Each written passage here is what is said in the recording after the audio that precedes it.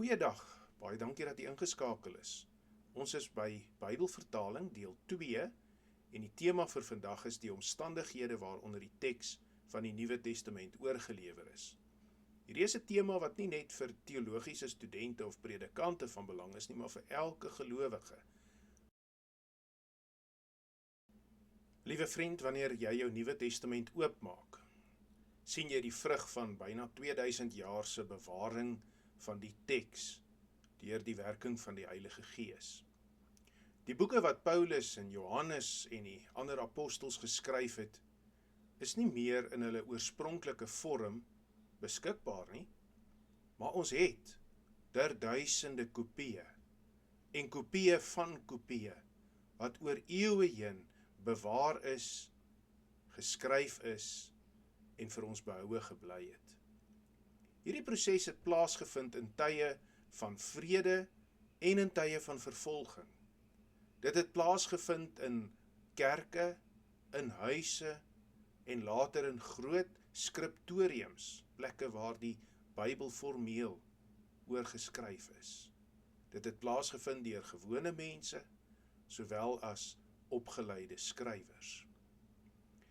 Die wonder van God se voorsienigheid is dat ondanks menslike werk, ondanks kopieerwerk en moeilike omstandighede waarin die kerk deur eeue heen die woord van God van geslag tot geslag oorgelewer het, God dit so beskik het dat ons die woord betroubaar het, sodat ook hierdie geslag in die 21ste eeu die woord van die Here kan lees, kan hoor en kan glo.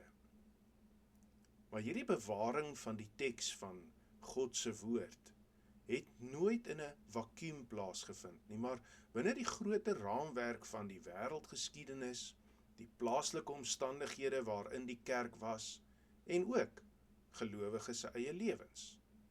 Die opkoms en val van die Romeinse Ryk het die verspreiding van die evangelie en die oordrag van tekste direk beïnvloed. Plaaslik het Christene in verskillende gemeenskappe van huiskerke tot groter stedelike sentrums dikwels gesukkel om die woord van God te bewaar, te midde van 'n baie erge vervolging deur die Romeinse Ryk. In die breër kerkgeskiedenis was daar synodes en konsilies en kerkvaders, later ook monnike in kloosters wat in die middeleeue 'n belangrike rol gespeel het in die kopiering van die teks van die Bybel, die beskerming van die teks en ook die oordra daarvan. So sien ons dat die Nuwe Testamentiese teks soos 'n goue draad deur die geskiedenis loop. Dis bewaar deur God se voorsienigheid en die getrouheid van God se kerk. Die oorspronklike geskrifte van die Nuwe Testament, ons noem hulle die autograwe, het ongelukkig nie behoue gebly nie. Maar wat ons het, is 'n groot versameling handgeskrewe kopieë wat oor eeue heen gemaak is. Hierdie kopieë het hulle eie klein verskilletjies, ons noem dit teksvariasie, maar saam vorm dit 'n baie belangrike tradisie van oordrag van die teks van die Nuwe Testament, van eeu na eeu en geslag na geslag. Verskillende geografiese streke soos Alexandrië en Antiochië en Byzantium of die latere naam Konstantinopel het unieke tekslyne ontwikkel wat ons dan tekstradisies kan noem. Tog wys die vergelyking van die duisende manuskripte van die Nuwe Testament wat ons tot ons beskikking het en manuskripte wat dateer van die 2de eeu na Christus tot so laat as die 16de en 17de eeu na Christus, dat die kern van die boodskap altyd bewaar gebly het. Dat leerstellinge van die skrif nooit verlore gegaan het nie. Dat ons 'n helder beeld het van God se woord en dat ons deur sy voorsienigheid, deur die autograaf, die oorspronklike wat hy vir Paulus en Johannes en Petrus en Jakobus en die ander gelowige apostels oorgedra het, dat hy deur sy voorsienigheid van hierdie autograaf, deur kopieë en deur die kerklike tradisies van die eeue heen sy woord tot vandag toe getrou na ons toe laat kom. Die boeke van die Nuwe Testament is geskryf tussen ongeveer 50 en 95 na Christus, in die tyd toe die apostels nog geleef het. Aanvanklik het hierdie geskrifte in die klein gemeentes van die vroeë kerk gesirkuleer, en gemeentes het die oorspronklike briewe van Paulus en die ander apostels onder mekaar versprei, maar daar was geen gemeente wat 'n volledige Nuwe Testament besit het nie. Paulus se briewe is byvoorbeeld in een gemeente voorgelees en daarna vir 'n ander gemeente met die hand oorgeskryf en aan daardie gemeente gestuur, sodat hulle ook dan 'n afskrif van die briewe van Paulus kan hê. Omdat die meeste Christene in daardie tyd baie arm was en daar ook 'n groot hoeveelheid ongeletterdes was die taak van oorskryf in die hande van gewone gelowiges. Was nie gesoute en opgeleide afskrywers nie, maar hulle het moeite gedoen om die woord van die Here getrou, letter vir letter en frase vir frase oor te dra. Maar daar was ook die werklikheid van die Romeinse owerheid en die vervolging van die Christelike kerk. Dit het hierdie proses baie bemoeilik. Baie manuskripte moes haastig oorgeskryf word. Partykeer het hulle maar in donker vertrekke of selfs in die geheim die teks van die Nuwe Testament oorgeskryf. Dit het die kans op verskille tussen manuskripte aansienlik verhoog, sodat wanneer 'n manuskrip van Paulus se, kom ons sê Kolossense brief oorgeskryf word, daar in die tweede kopie wel enkele verskilletjies kon wees. Maar tog was hierdie kopieë van die Nuwe Testament van onskatbare waarde vir die kerk, want dit het verseker dat die evangelie nie tot een plek beperk gebly het nie, maar dat dit mettertyd deur die prediking van die apostels en die ander gelowiges en deur die voorlees van die skrif dwars oor die destydse Romeinse ryk versprei het. Met die verloop van tyd het sekere gemeentes meer geoefen geraak in die oorskryf van tekste, veral in die tyd toe die kerk gegroei het, toe die kerk beter georganiseer was, toe die vervolging onder die Romeinse ryk gestop het, maar die vroeë werk van gewone gelowiges het vir ons 'n belangrike fundament gelê vir die oorlewering van die Nuwe Testament wat ons vandag het. Die eerste manuskripte van die Nuwe Testament was op papyrus geskryf. Hier sien u 'n voorbeeld van hoe 'n papyrus manuskrip lyk. Papyrus was 'n baie goedkoop materiaal om op te skryf, maar dit was nie so algemeen bekombaar nie, want dit was 'n materiaal wat gemaak is uit stingels van die papyrusplant, dit was volop in die Nyl Delta, dit was volop in die gebiede van Galilea en rondom die Jordaanrivier, maar dit was nie vir die gewone man op straat moontlik om hierdie soort papyrusplant te verwerk in skryfmateriaal nie. Verder was hierdie skryfmateriaal baie bros gewees en het maklik uitmekaar geval, veral as dit oor 'n tyd lank gebruik word. Jy kan dit nie buig nie, jy kan dit nie maklik bære nie, want dan breek dit. En veral in klam of die wisselvallige klimaat van Galilea en omgewing, was dit moeilik gewees om hierdie papyrus manuskripte vir baie lank te bære, voordat dit sodanig verweer of die teks verdof, dat 'n mens dit nie meer kon lees nie. Dit is juis om hierdie rede dat die meeste papyrusfragmente wat ons vandag het, hoofsaaklik uit Egipte afkomstig is. Want Egipte het 'n baie droë woestynklimaat, wat hierdie soort papyrusmateriaal baie beter bewaar het. Vanaf die 3de eeu na Christus het mense toenemend die vermoë ontwikkel om perkament te kan gebruik.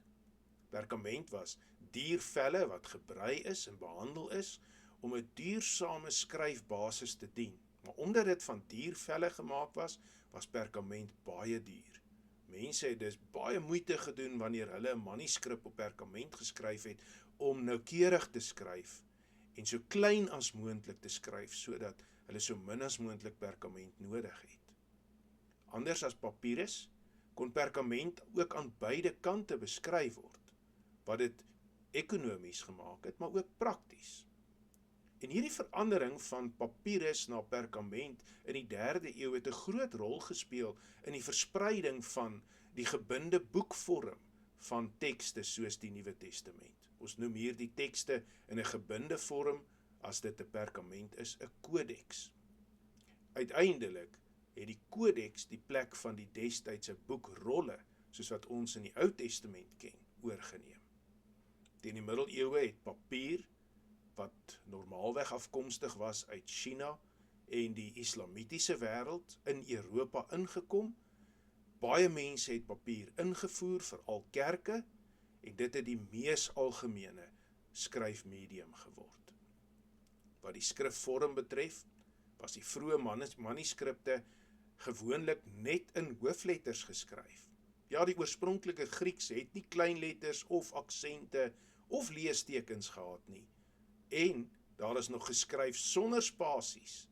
Kyk byvoorbeeld na hierdie papyrus manuskrip hier in die prentjie hier voor u. Alles aan mekaar, net hoofletters. Dit het natuurlik die lees en die oorskryf van manuskripte nogal moeilik gemaak. Maar van die 9de eeu af het die gebruik van klein letters, of dit word ook genoem minuscules, posgevat. Dit het die teks meer kompak en makliker leesbaar gemaak. Daar het leestekens in Grieks ingekom, aksenttekens het ontwikkel, en dit het ook die kwaliteit van die kopieë sodanig verbeter, dat ons kan praat van die standaardisering van die Nuwe Testamentiese teks. Hierdie stap van die unsiale, die hooflettertekste, na die minuscules, die tekste wat klein lettertjies gehad het, was een van die belangrikste redes waarom die Bybelse teks maklik en goedkoop in die middeleeue oorgedra kon word. Dit het ook die werk van die afskrywer sodanig vergemaklik, dat die kans op mislees en 'n foutjie in die teks maak ook geweldig verminder is.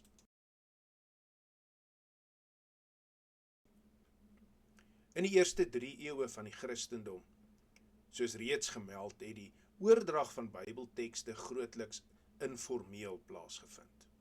Kopieë is meestal deur gewone gelowiges gemaak, soms selfs tydens die erediens, wanneer iemand hardop voorgelees het en iemand vinnig die teks oorgeskryf het.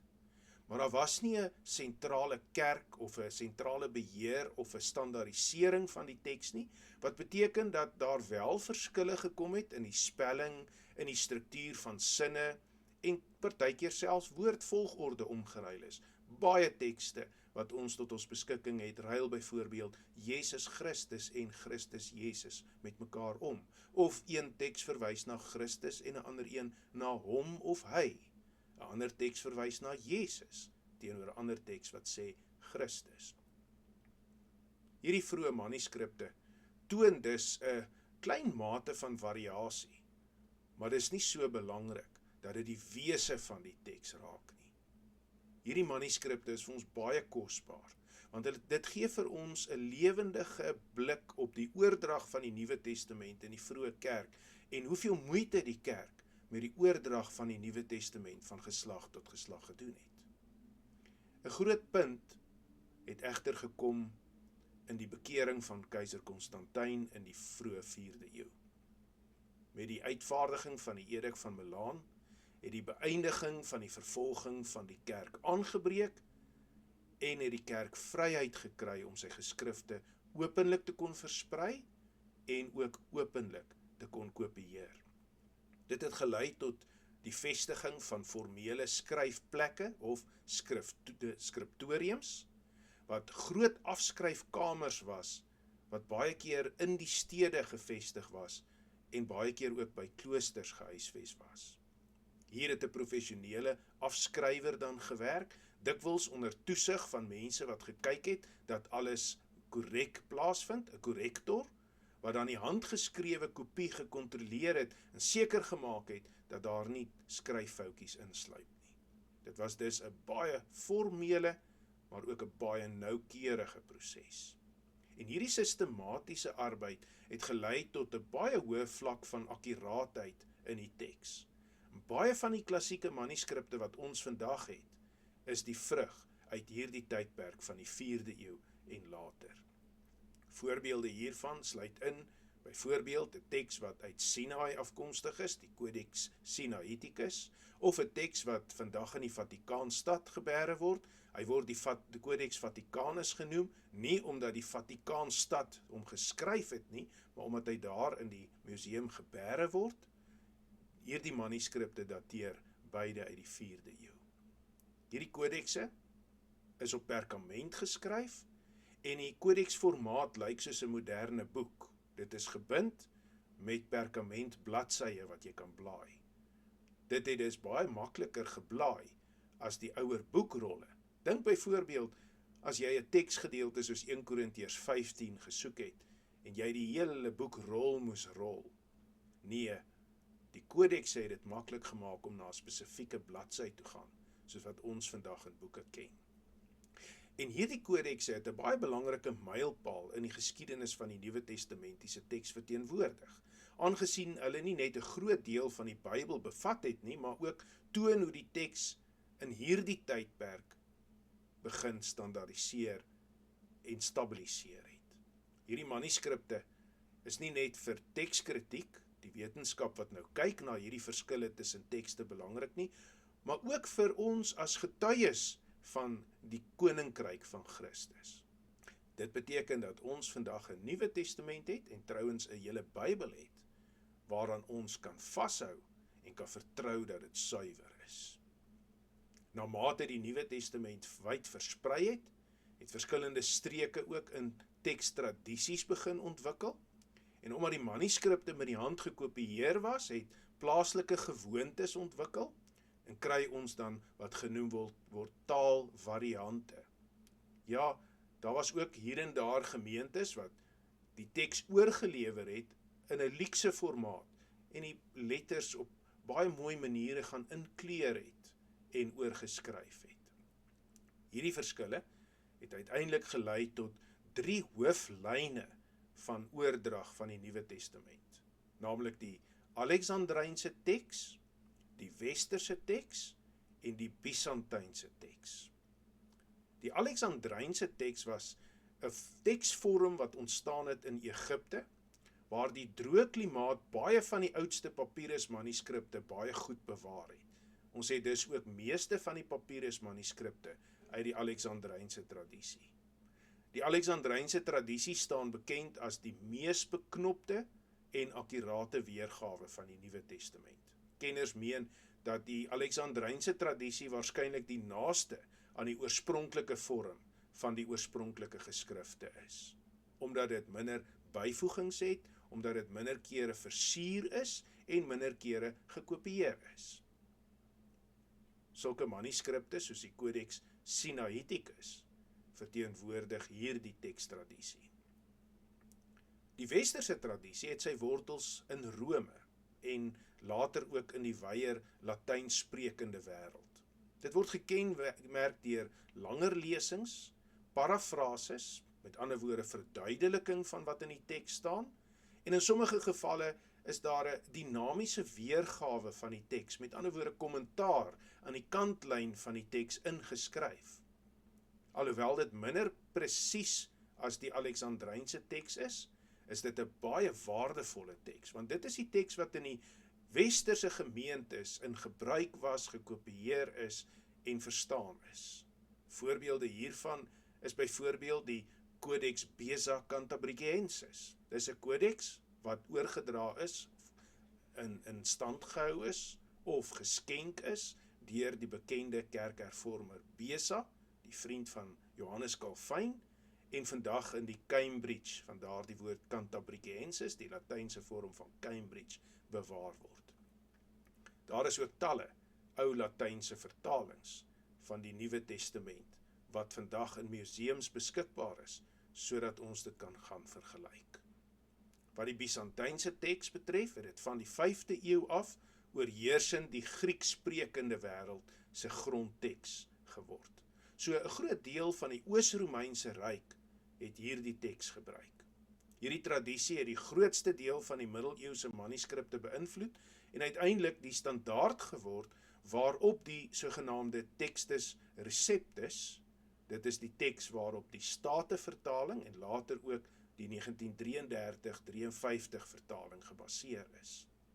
Die Textus Receptus, soos hy later bekend geword het, was ook die teks wat die 16de eeuse reformatie se Bybelvertalings beïnvloed het.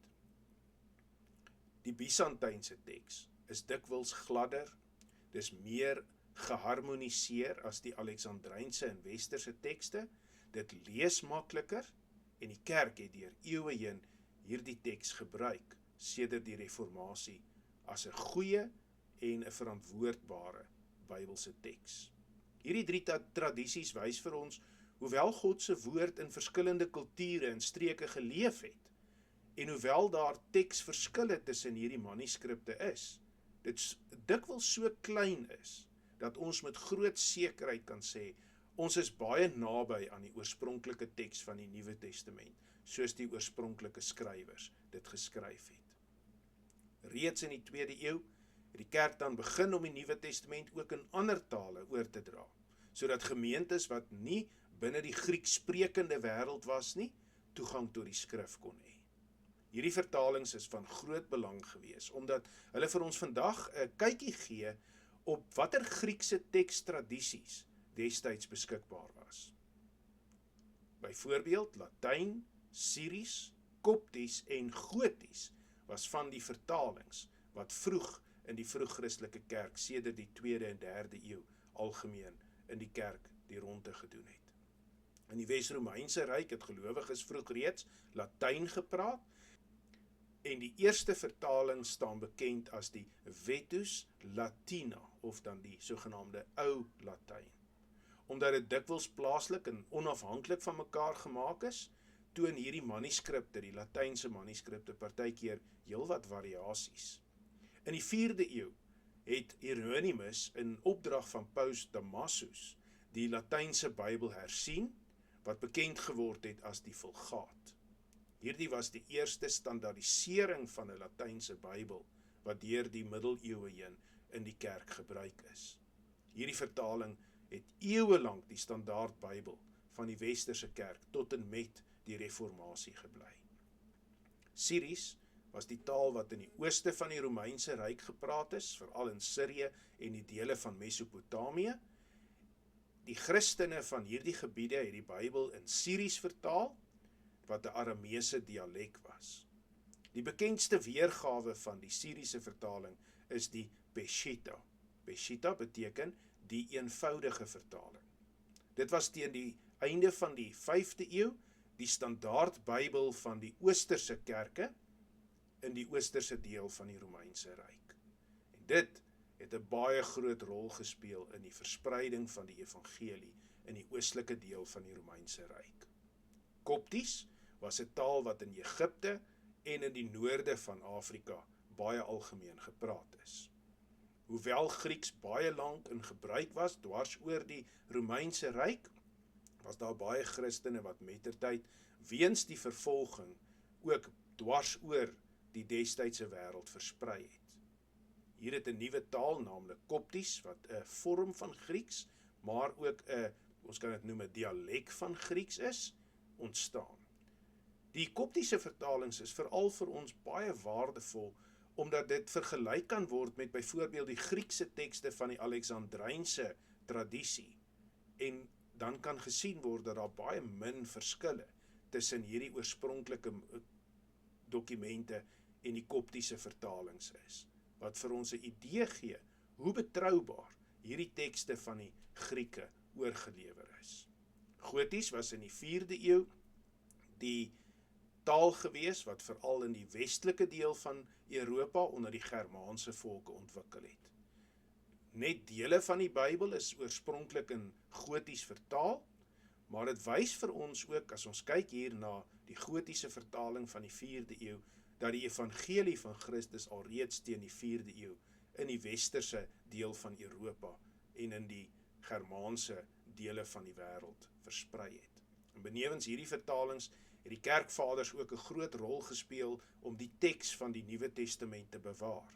Hulle het in preke, in briewe en geskrifte honderde aanhalings uit die Nuwe Testament gebruik, wat ons dan kan gebruik om te vergelyk met die Nuwe Testamentiese tekste wat ons in manuskripformaat het. Ons noem hierdie kerkvaders se getuienis sekondêre manuskripgetuienis. Dit help ons om te kan vergelyk met die oudste manuskripte wat ons het. En as ons vergelyk, dan sien ons dat daar weinig verskille is tussen die aanhalings van die kerkvaders en hierdie ou manuskripte. Wat beteken dat die manuskripte korrek en betroubaar oorgelewer is. As dit nie vir die kerkvaders was nie, sou hierdie manuskripte van die Nuwe Testament menslik gesproke verlore gegaan het, en sou 'n groot deel van die inhoud van die Nuwe Testament vandag vir ons weggewees het.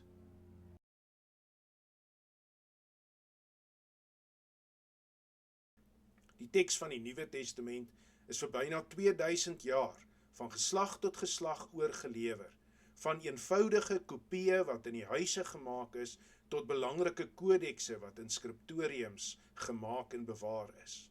Van vertalings in Latyn en Syries tot moderne vertalings wêreldwyd, soos die 1953, 83, 2020 en ander vertalings. Wat duidelik is dat God se woord, ten spyte van vervolging, ten spyte daarvan dat dit met die hand oorgeskryf is, ten spyte van die geskiedenis van die kerk, betroubaar bewaar gebly het van geslag tot geslag, en dat daar geen twyfel bestaan dat ons vandag God se woord het, soos die vroeg-Christelike kerk dit gehad het nie. Samevattend kan ons dus sê, die oordraggeskiedenis van die Nuwe Testament wys vir ons dat God se woord deur alle eeue heen bewaar is.